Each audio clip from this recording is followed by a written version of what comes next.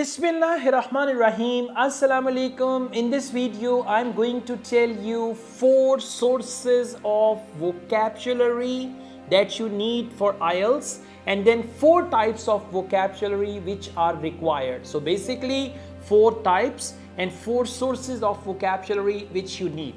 Now, first of all, let's talk about IELTS listening module. In IELTS listening module, there is the language of the audio. Whatever they speak, there is a specific language of that. Number 2, there is the language of question booklet.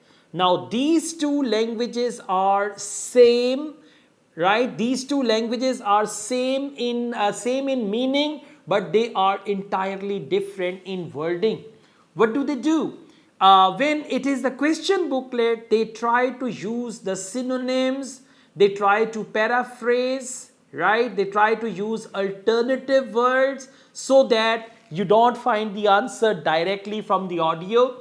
They want you to interpret the language which is given on the question booklet and then identify the synonyms of those words and phrases into the audio, and then you find the answer. So hence, the first type of vocabulary that you need for IELTS listening is synonyms, paraphrasing, and rewording. Okay?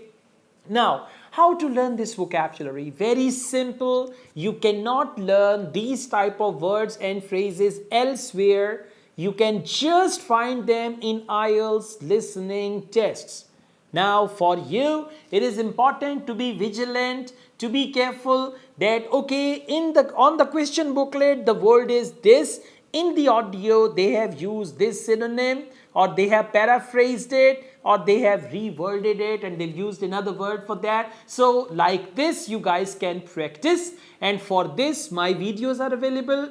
Like, multiple choice options, they are frequently reworded in IELTS listening part 1. The language they've given before the blank, because in part 1 we've got one word and or a number, so they reword that language. In IELTS listening part 3, they reword matching type of questions where there are the options. For example, rapid motion. Right now, rapid motion means quick movement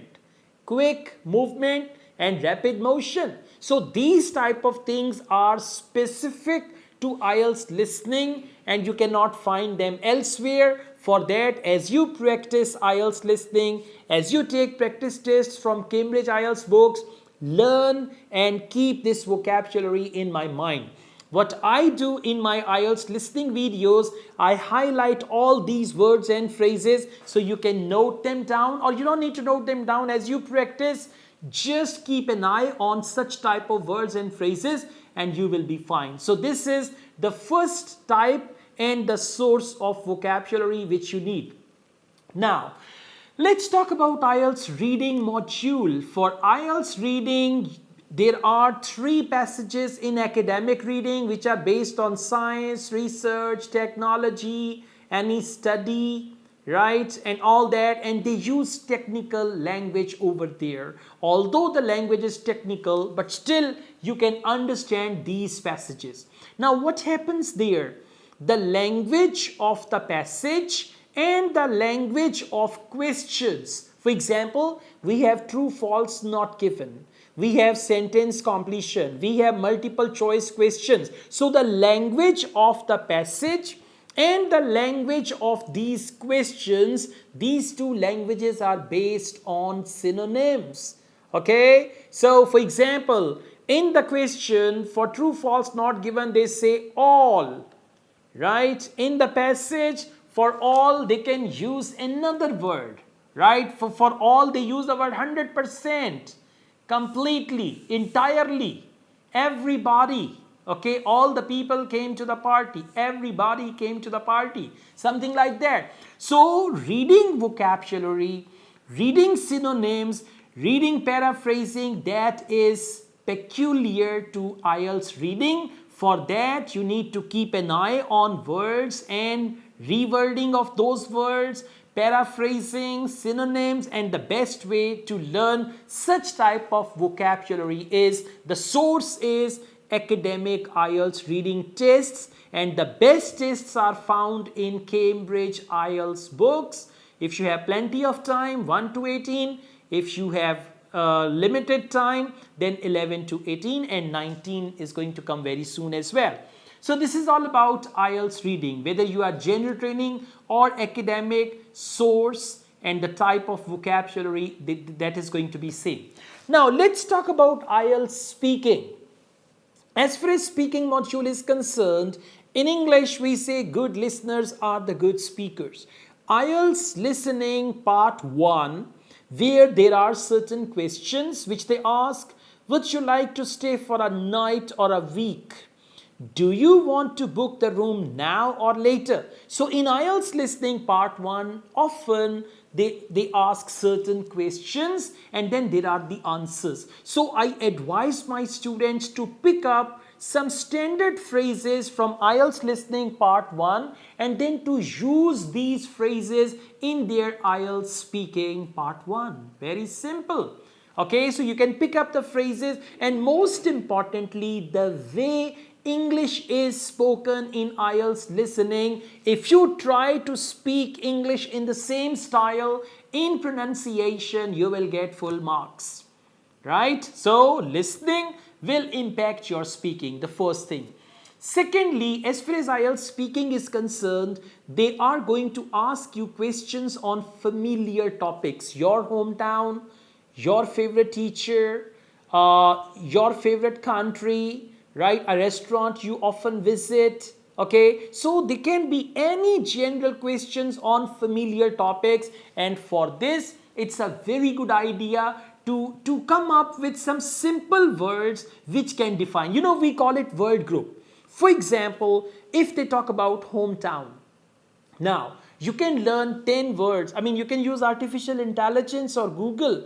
You can just say 10 words related to my hometown or hometown vocabulary, 10 commonly used words, and you will find hometown, place of living, dwelling, right? So these type of words, if you use them appropriately in your IELTS speaking, you are highly likely to get good bench score. What do the students do in speaking? They repeat the question.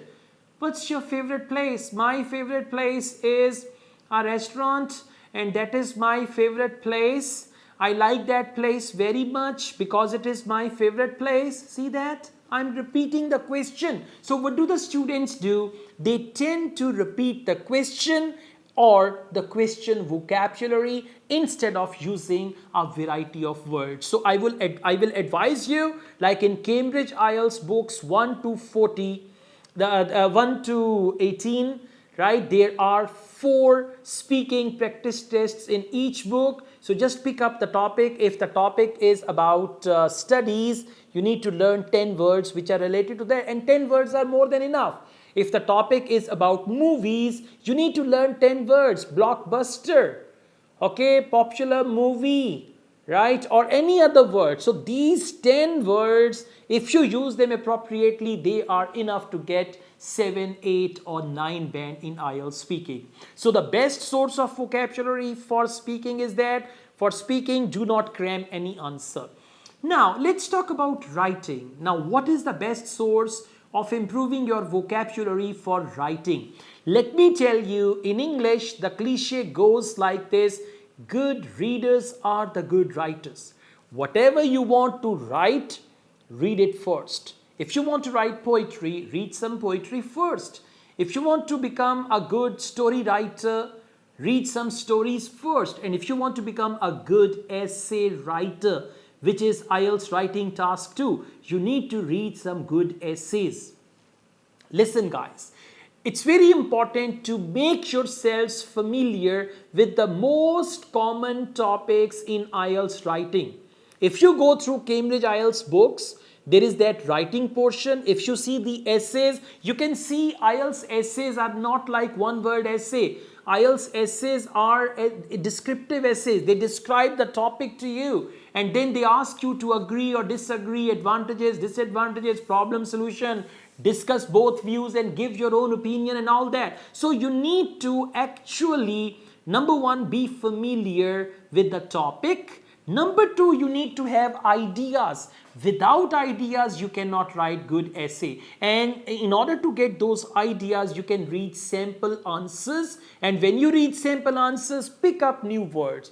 If you're supposed to write an essay on foreign education, you should know at least 15 to 20 words which you can use, and these words will bring you good bench score. If the topic is about global warming, climate change, temperature of the world, things like that. So you need to come up with at least 10 to 15 words and then use them to demonstrate the examiner that I know topic vocabulary. This is my topic, global warming. I know these words on global warming, and if every time you say global warming is this, global warming is that, because of global warming, this is happening due to global warming, if you demonstrate limited language skills, you will end up getting 4 band. Okay, so the best source now, if we talk about reports, in Cambridge IELTS books 15, 16, 17, 18, there are some very good sample answers for essays and for reports.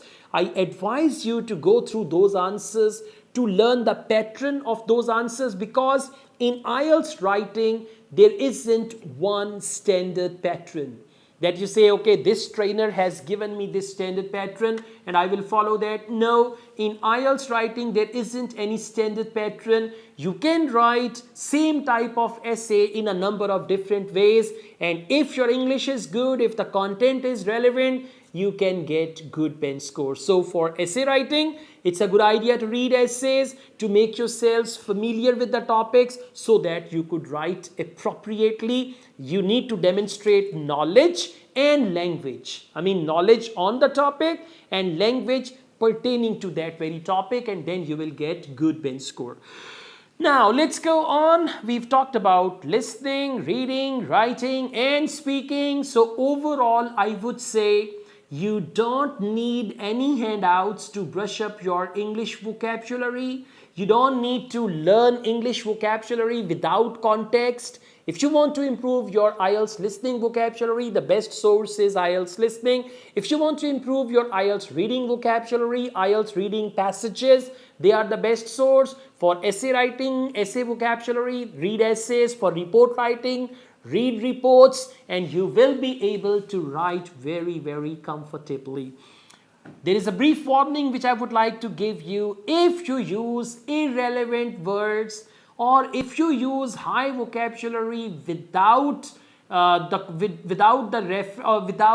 relevance of those words with the topic, or if you stuff your essay with the words that you know and you have to use them anyway, whether they are related to the topic or not, such type of words will decrease your bench score in IELTS writing as well as in IELTS speaking. So don't try to be artificial.